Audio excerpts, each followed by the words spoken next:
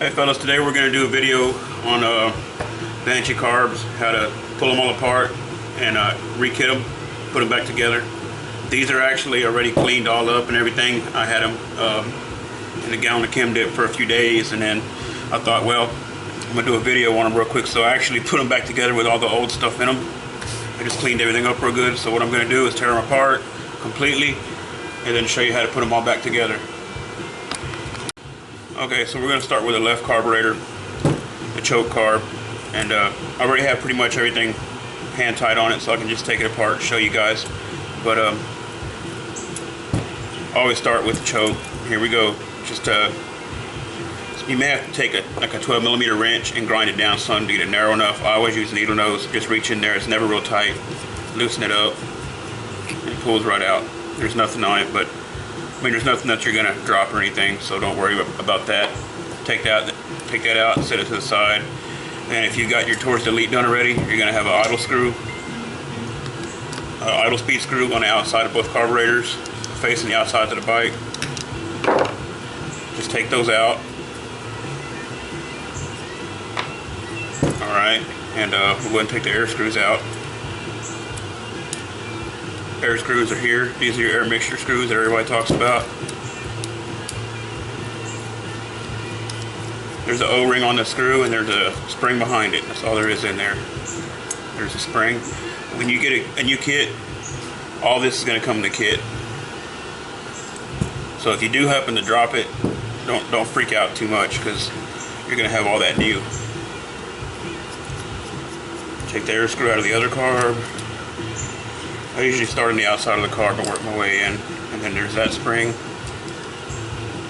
Okay, so the outside of the carbs are apart, and then we'll take the bowls off and get to the good stuff.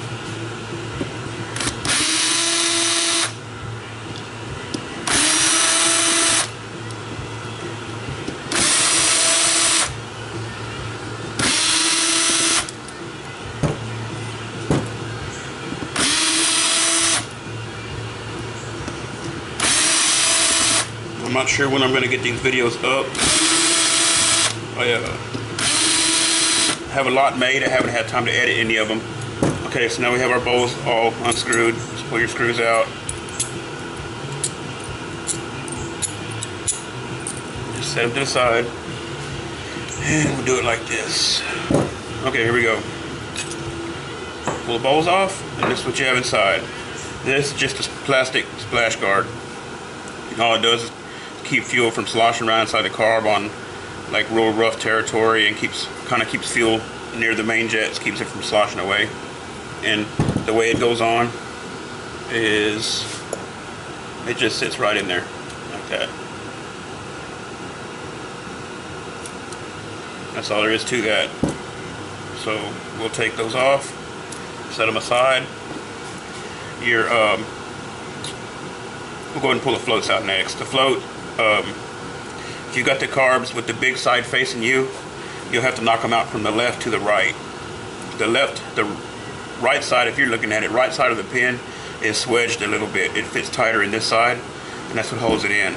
So what you want to do is lay it over, and then you're just going to take something small, it's like a small drift or a small screwdriver, put it there and tap it out, like so.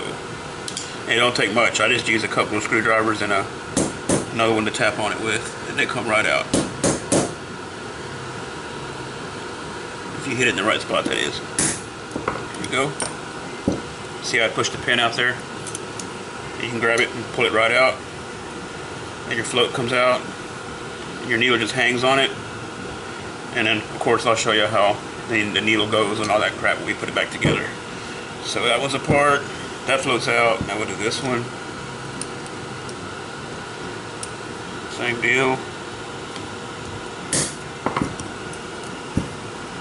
Slides right out.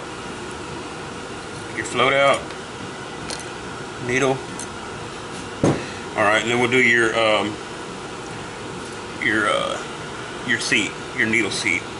They have this little metal retainer on them. That's what holds them in. Just take a Phillips screwdriver, pop those right out, set it aside. There's really nothing to these carbs. Okay, now that you have those off, you pull your seats out, like so. Grab the outside. If you plan to reuse it, grab the outside, like that, and they pull right out. And that's it.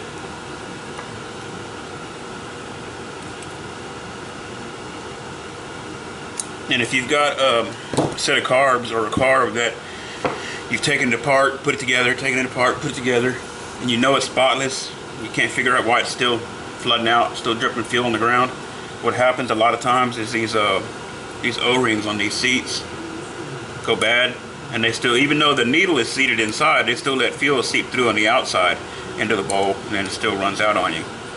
So then just go ahead and take your gaskets off too.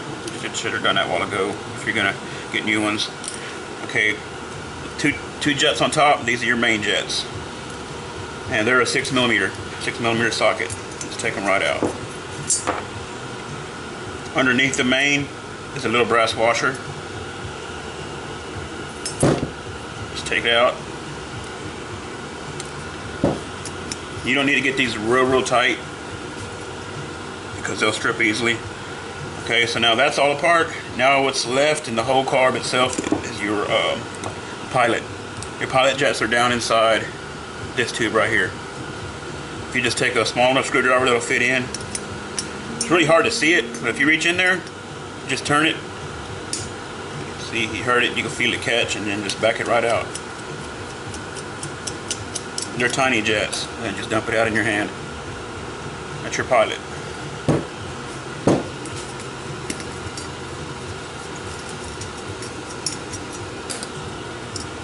There you go. So there they are. They're completely gutted. There's nothing in them. At this point, you'd want to take, blow them out really good. Use some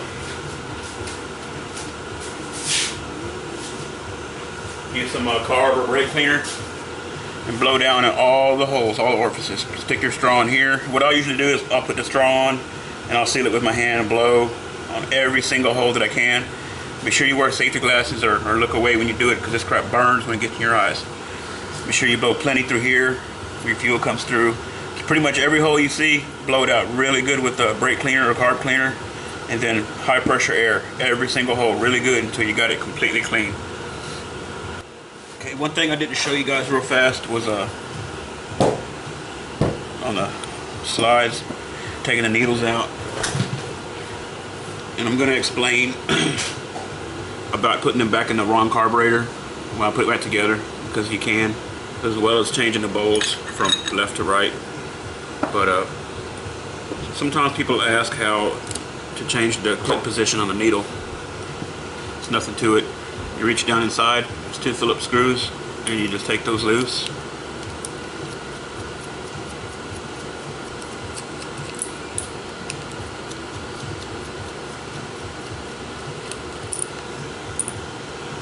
Okay, then you turn it upside down. Sometimes you have to push on your needle some. You get stuck if they haven't been out in a while. Like so. And that comes right out. And once that retainer's out, nothing holds the needle in, it'll fall right out. See? And here's your clip position. Where's it at? Right there. I don't know if it's gonna want to focus or not. You got on stock needles you have five clip positions. 1, 2, 3, 4, 5. And when somebody says put it on the 3rd clip, they're always talking about from the top, from the dull end. 3rd clip down. 3rd clip down is pretty much the stock setting. The further down you go in your clip position, the more fuel comes on faster in your mid-range. That's how that works.